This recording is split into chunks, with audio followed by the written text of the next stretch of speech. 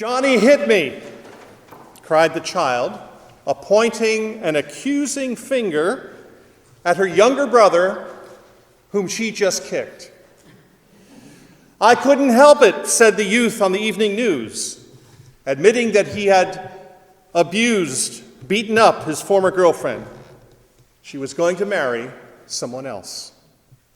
"God did this to punish me," wept the resident in the Wuhan province in China, whose loved one died because of the coronavirus.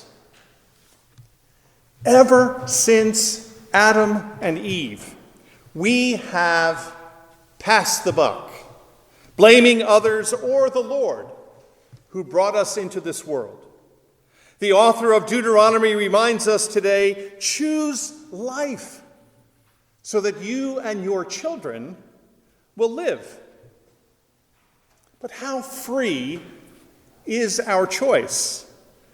These days, we hear a great deal about genes and their influence on our behavior even before leaving our mother's womb. Also, we are more conscious of the effects of a family environment or lack thereof. Too much or too little authority, relationships with siblings, schooling, drug abuse, alcoholism, divorce, even the wrong use of religion.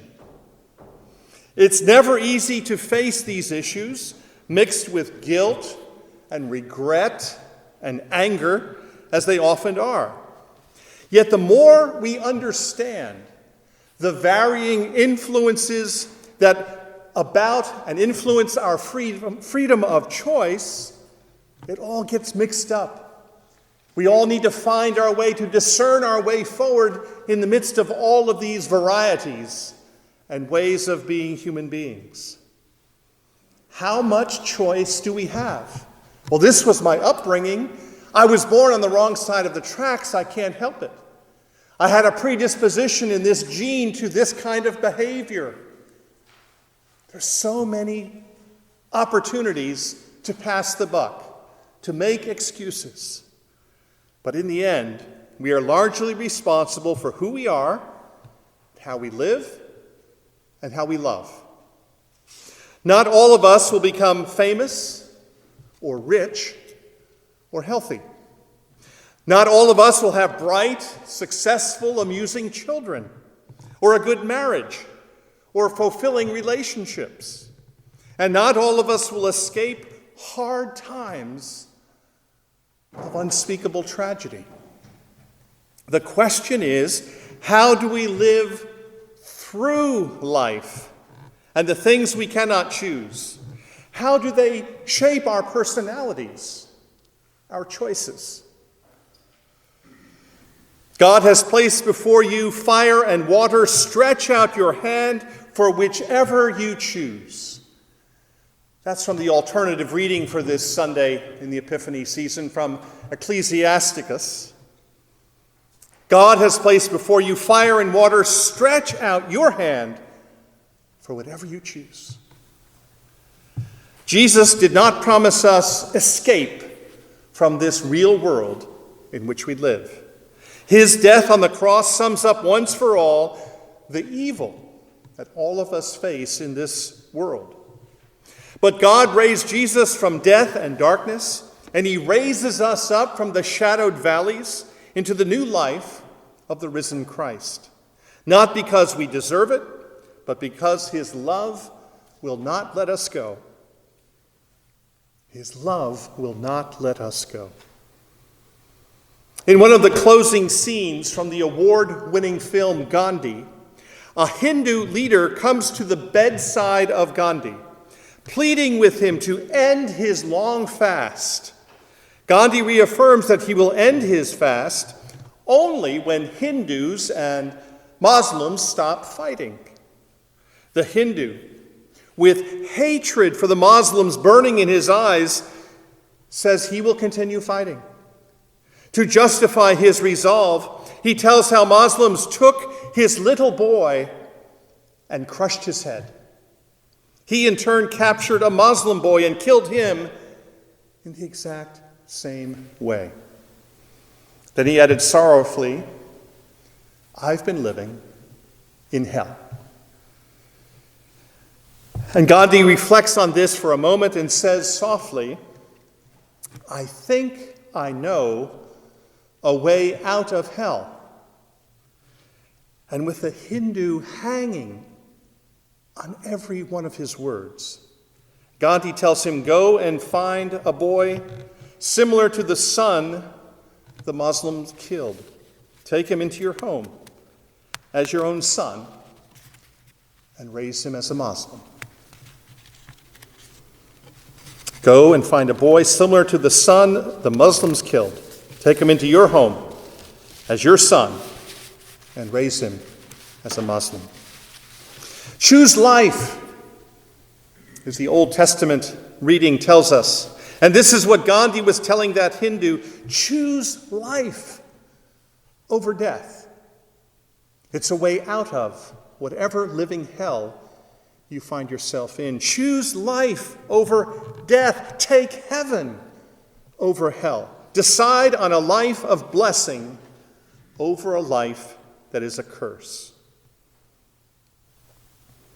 Another translation of our first lesson this morning is this: look what I have done for you today. I have placed in front of you life and good, death and evil.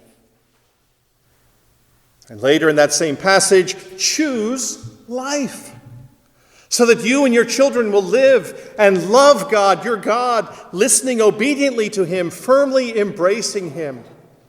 Oh yes, God is life itself. A long life settled on the soil that God, your God, promised to give to your ancestors, Abraham, Isaac, and Jacob. This is life's basic choice. The one big choice that absolutely everyone has. We do not choose to be born. We do not choose our parents. We do not choose our historical epoch, or the country of our birth, or the immediate circumstances of our upbringing. We do not, most of us, choose to die, nor do we choose the time or conditions of our death.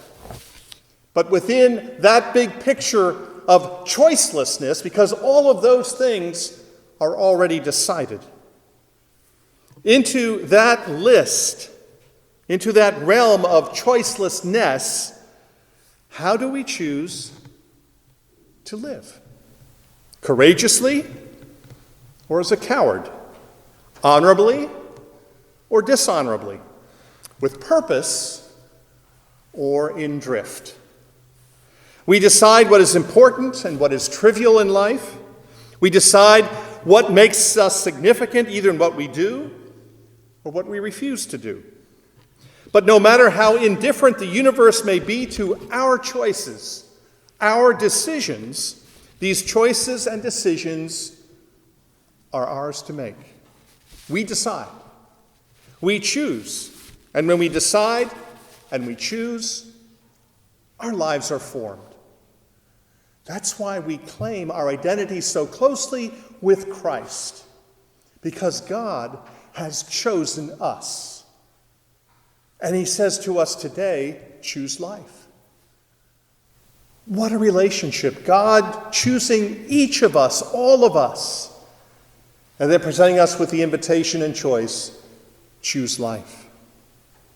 The Bible presents this basic choice over and over again, from this Old Testament passage in Deuteronomy to Jesus in our gospel for this morning. Jesus said, "You have heard that it was said to those of ancient times, ... but I say to you." So Jesus quotes Old Testament law. Jesus quotes, here's what's been handed down to you. Here's what's part of the covenant relationship between God and God's people. But Jesus says, "But I say to you." You are familiar with the command to the ancients, "Do not murder." I'm telling you that anyone who so much as angry at a brother or sister is guilty of murder. Well, that certainly upends our sense of what's right and wrong. That certainly upends, well, if we choose not to murder, how deep do we go with that choice not to murder? Does that mean we're for or against capital punishment? Does it mean, well, what does it mean? And Jesus lays it out for us. You have heard it said, but I say to you. And further down in our gospel today, and don't say anything you don't mean. The counsel is embedded deep in our traditions.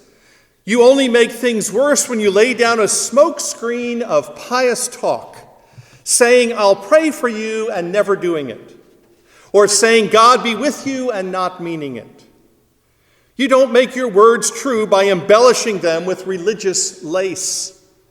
In making your speech sound more religious, it becomes less true. Just say yes and no. When you manipulate words to get your own way, you go wrong. It's presented to us as an either-or proposition. In other words, a choice. You can't come down on the side of both good and evil, heaven and hell, blessing and curse. Some try it, like the equestrian riders in the circles with a foot on two horses, running side by side. But even if they manage some semblance of balance, straddling the two horses, they only go in circles, like the circus riders. But choice isn't easy. Even though we are given this invitation, this opportunity this morning to choose life, it's not easy. But remember, you are not your job. You are not your parents. You are not your credit score. You are not a school diploma. You are not the clothes you wear. You are not the size of your network. You are not your house or neighborhood. You are the sum of your choices, your words, and your actions. You and I are the sum of our choices, our words, and our actions. The choice is right there before us today. Amen.